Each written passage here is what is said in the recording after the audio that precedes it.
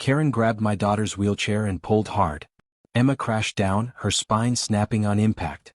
She screamed, paralyzed, unable to move.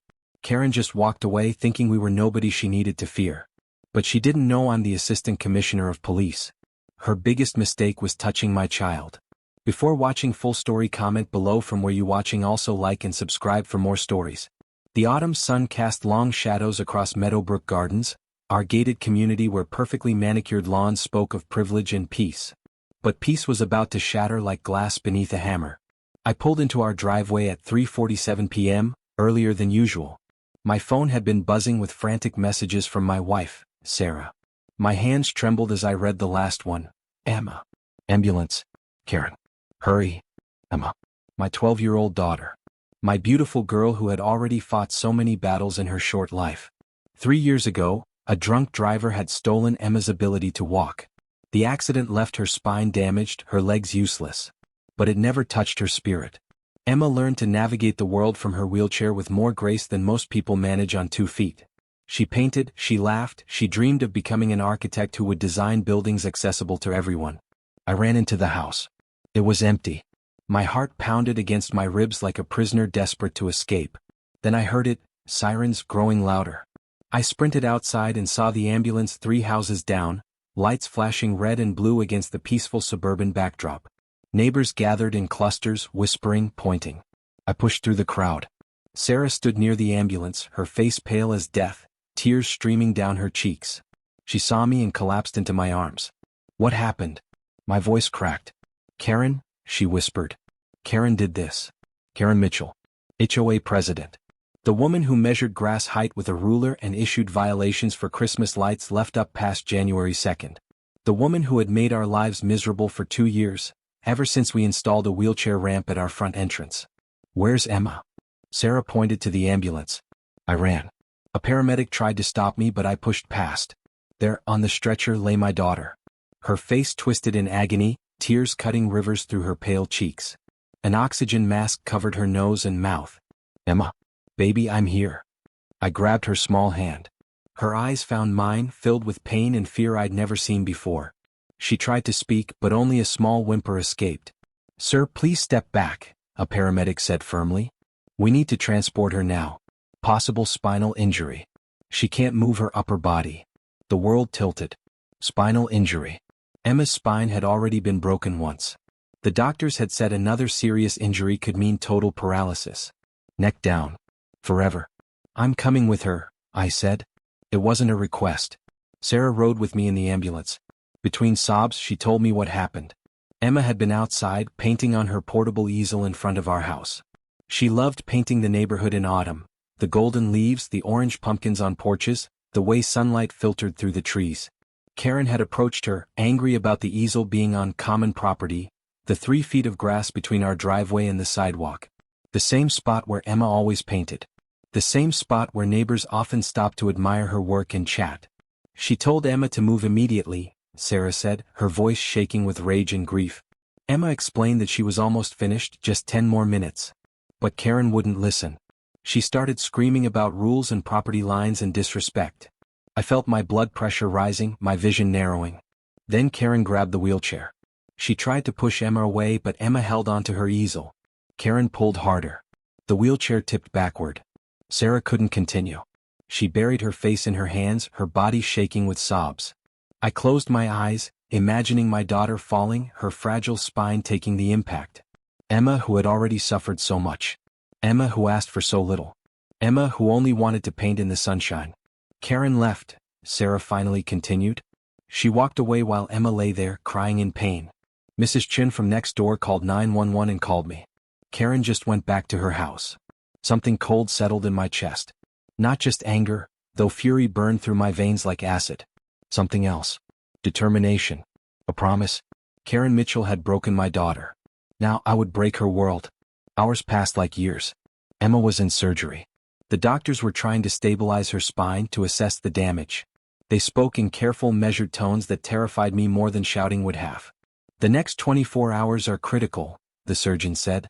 We won't know the full extent of the damage until she wakes up. We need to manage your expectations, Mr. Crawford. The injury is severe. Manage expectations. Medical speak for, prepare for the worst. I sat in the waiting room, my head in my hands. Sarah paced, making calls to family. My phone buzzed. Messages from neighbors. Offers of support. Prayers. Casseroles. Then a message from an unknown number. I heard about Emma. I'm so sorry. Karen has gone too far this time. I have something you need to see. Rita Gonzalez, 47 Maple Lane. Rita.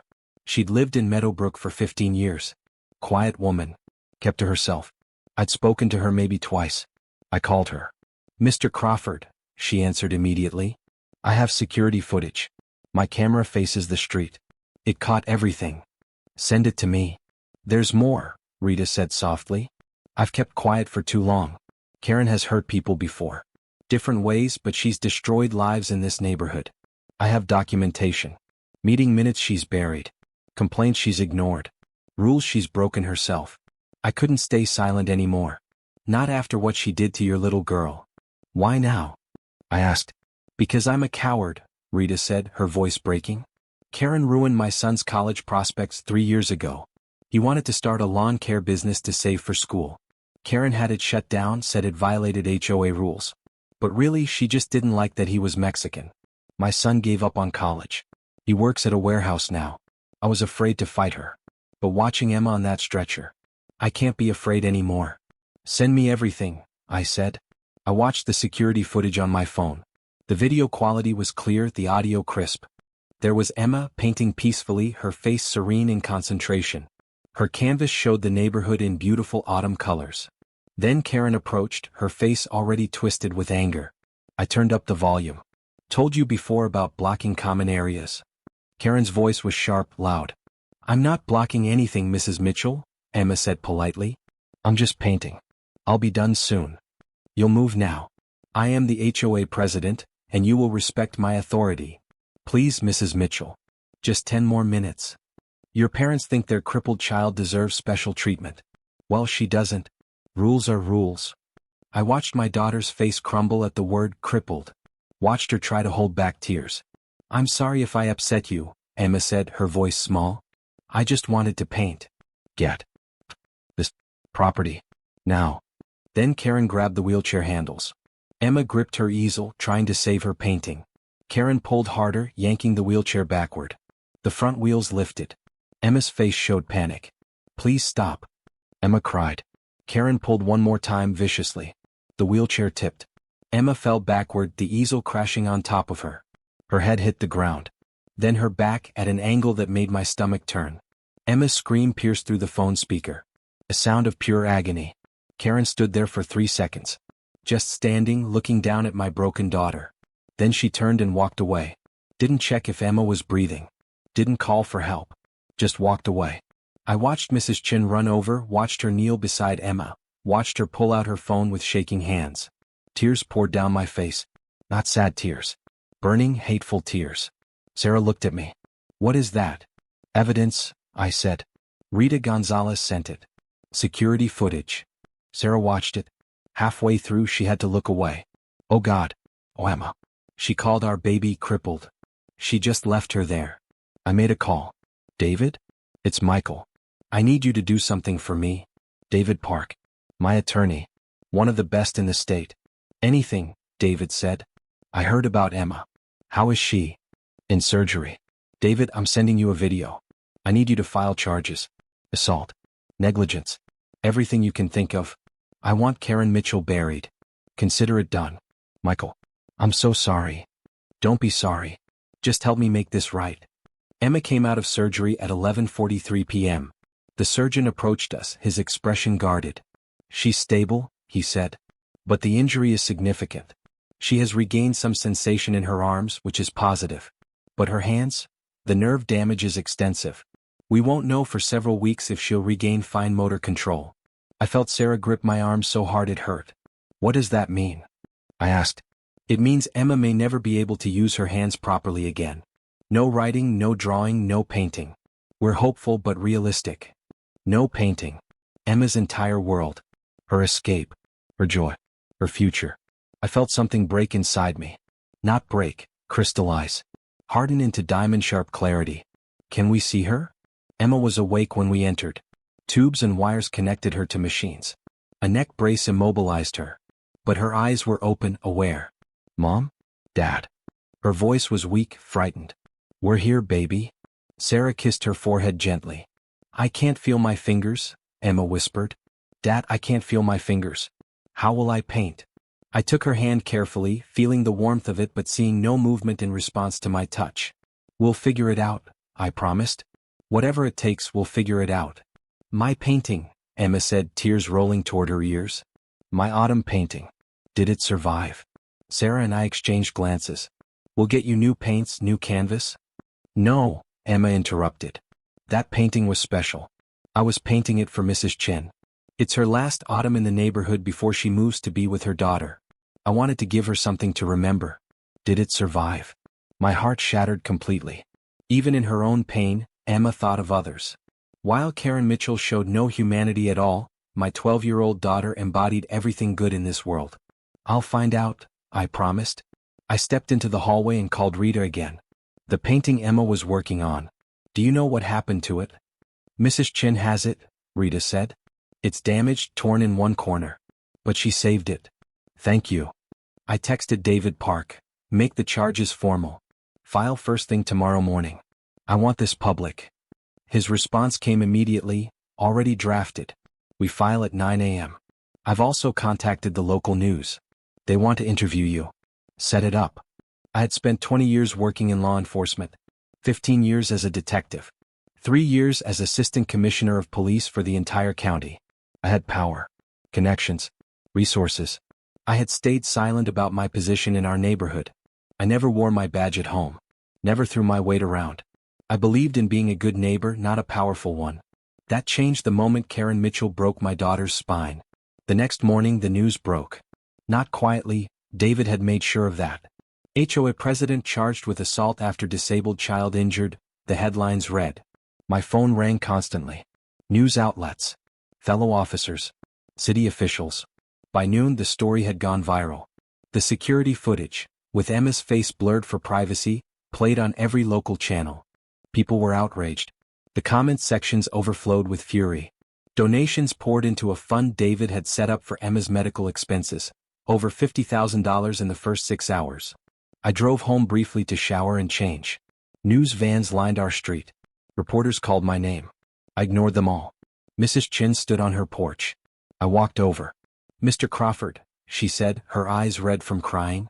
Emma's painting. I have it inside. I saved it. She brought out the canvas. Torn in the corner, smeared where it had hit the ground. But still beautiful.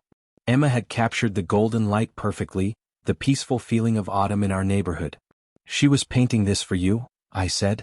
Mrs. Chen's hands trembled as she held it. She told me. Such a sweet child. Mr. Crawford, I gave my statement to the police this morning. I told them everything I saw. Everything I heard. Thank you. There's something else, Mrs. Chen said quietly.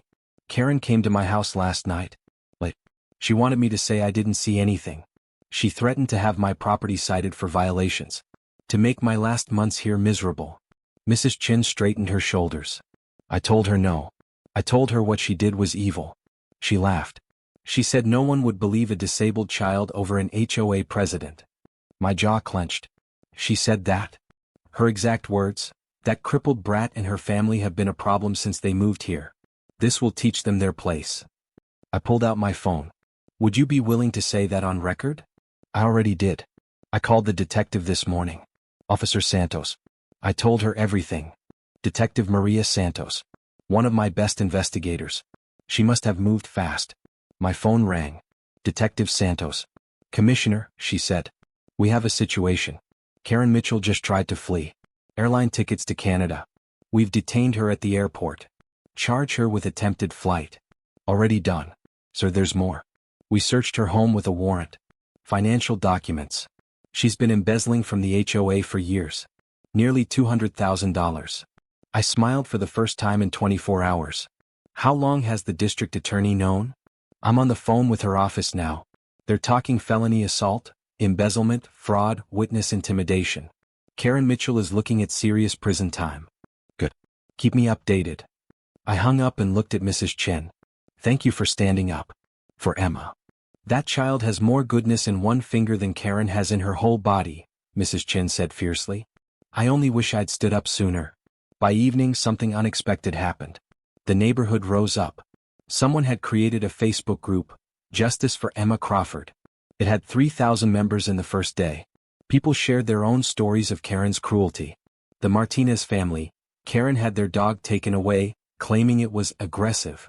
The dog was a therapy animal for their autistic son. The family spent thousands in legal fees to get him back. The Johnsons, Karen had them cited repeatedly for their daughter's pink bicycle on their own driveway, calling it an eyesore. She made their lives so miserable they almost moved. The Hendersons, Karen blocked their son's birthday party, calling the police for noise violations, at 3 p.m. on a Saturday. Story after story. Cruelty after cruelty. Karen had terrorized the neighborhood for years, and everyone had been too afraid to speak up. Until now. A petition circulated demanding Karen's resignation from the HOA.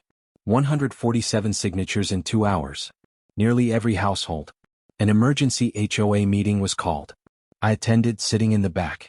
Karen's vice president, Robert Chin, Mrs. Chen's nephew, stood at the podium. In light of recent events and discoveries, I move for an immediate vote of no confidence in President Karen Mitchell. Seconded, came a chorus of voices. The vote was unanimous. 147-0. Karen Mitchell was removed from power. But I wasn't done. Rita Gonzalez had sent me files. Hundreds of pages of documents. I spent that night reading through them while Sarah sat with Emma at the hospital. Karen had been running the HOA like a dictatorship. She had created rules that didn't exist. She had pocketed money from violations. She had targeted families she deemed undesirable. Minorities, disabled residents, anyone who challenged her authority. But one document caught my attention. An old complaint filed 5 years ago. A family named Peterson. They had a son with cerebral palsy. They had installed a wheelchair ramp just like we had. Karen had the ramp removed, citing architectural violations. When the family fought back, Karen made their lives hell.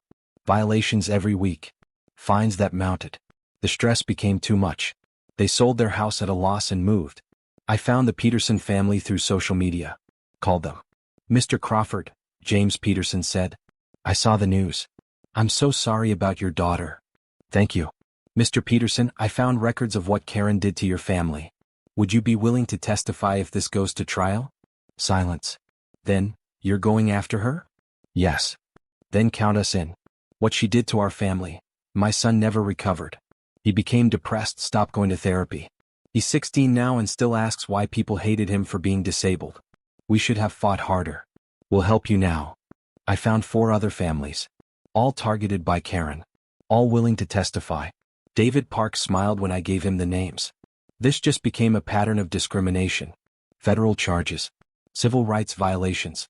Michael, we're not just putting her in prison. We're destroying everything she's built. Good. Emma's doctors worked miracles. Slowly, sensation returned to her hands. Tiny movements in her fingers. It wasn't full recovery, it might never be, but it was hope. Emma cried when she could wiggle her thumb. Sarah and I cried with her. I want to paint again, Emma said. Even if it's messy. Even if it's not good. I need to paint. The occupational therapist brought adapted tools. Special grips for brushes. Emma tried. Her hand shook. The lines were wobbly. Nothing like her previous work. She broke down sobbing. It's ruined. She ruined me. I held my daughter while she cried. You are not ruined. You are strong. You are brave. And you are still the most talented artist I know. My hands don't work. Then we'll find new ways. Technology, adaptive tools, voice-controlled programs. Emma, you will paint again. I promise you. She looked at me with those trusting eyes. Promise? Promise. I contacted the best occupational therapists in the country. Specialists in nerve damage. Experts in adaptive technology. Money was no object. Emma would have every chance at recovery. And slowly, painfully slowly, progress came. Emma learned to hold a brush differently. The shaking decreased. Her lines became steadier. 3 weeks after the injury, Emma completed a small painting.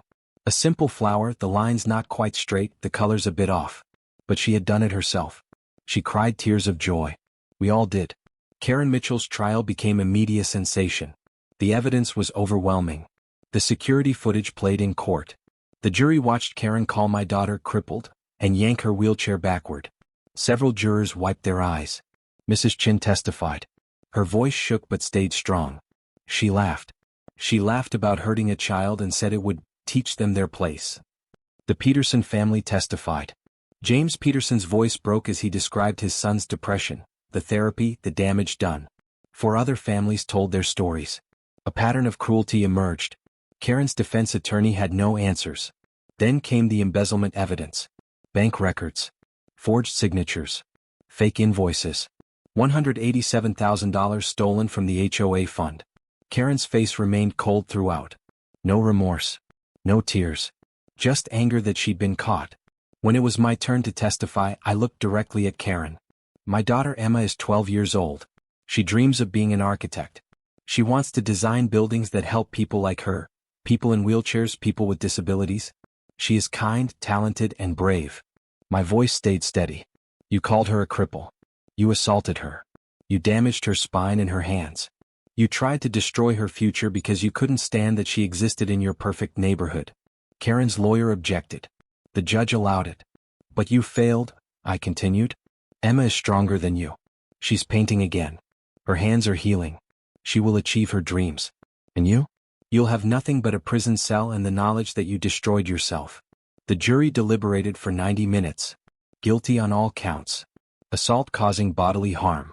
Embezzlement. Fraud. Witness intimidation. Discrimination. Civil rights violations. The judge set sentencing for 2 weeks later. The courtroom was packed. Our neighbors filled the gallery wearing purple ribbons, Emma's favorite color. Karen stood before the judge, her lawyer beside her. For the first time she looked small. The judge spoke. Ms. Mitchell, I have reviewed this case thoroughly. The evidence shows a pattern of cruelty, discrimination, and criminal behavior spanning years. You targeted vulnerable people. You abused your power. And when confronted, you showed no remorse. Karen's lawyer tried to speak. The judge held up a hand. Most troubling is your assault on Emma Crawford, a disabled child. You called her a slur, assaulted her, and left her suffering on the ground. The medical evidence shows she may never fully recover the use of her hands. A young artist, possibly disabled for life because of your actions. The judge looked directly at Karen. This court has received over 200 letters. Letters from families you terrorized. From neighbors you bullied. From Emma's doctors describing her injuries. And 1 letter from Emma herself. My heart clenched. Emma had written a letter without telling us. Emma Crawford wrote, I forgive Mrs. Mitchell, but I hope she learns that being mean doesn't make you powerful. Being kind does. I hope in prison she finds kindness in her heart, because living with hate must be so lonely. Tears streamed down Sarah's face. My eyes burned. The judge continued, this 12-year-old child who you attempted to break, shows more wisdom and grace than you have in your entire life. On the charge of assault causing bodily harm, 15 years in state prison. On the charges of embezzlement and fraud, 10 years to run consecutively. On civil rights violations, additional 5 years. Total sentence, 30 years in state prison. Eligible for parole after 20. Karen's face went white. 20 years minimum. Additionally, you are ordered to pay full restitution to the HOA, $187,000, plus $500,000 to the Crawford family for Emma's medical expenses and pain and suffering. Your assets will be liquidated to meet these obligations. The gavel fell. Karen was led away in handcuffs. She looked back once. Our eyes met. I saw nothing there. No regret. No humanity. Just emptiness. 6 months later, Emma stood before her easel in our backyard. Her hands still trembled slightly, but she had learned to work with it. The paintings were different now, bolder strokes, impressionistic rather than precise. But they were beautiful. She had painted our neighborhood again. But this time it included something new. People. Neighbors helping neighbors. Mrs. Chen watering flowers. Children playing. Mr. Martinez walking his therapy dog. The Johnson's daughter on her pink bicycle. A community healed. What do you think? Emma asked. It's perfect, I said. I call it home, Emma said softly. Because that's what this place became. After everything, people stood up. They protected each other. That's what home means. Sarah hugged Emma carefully. You did that, sweetheart. Your courage helped people find theirs. The HOA had new leadership. Robert Chin ran it with fairness and compassion. The first thing they did was create a fund to help families with disabled members make necessary home modifications. They named it Emma's Fund. Emma had received a full scholarship to a prestigious art camp for disabled youth. She'd made friends, found mentors. Her artwork was featured in a gallery exhibition titled Unbroken, Art by Adaptive Artists. The Peterson family came to the exhibition. Their son stood in front of Emma's paintings with tears in his eyes. "She's doing it," he whispered to his father.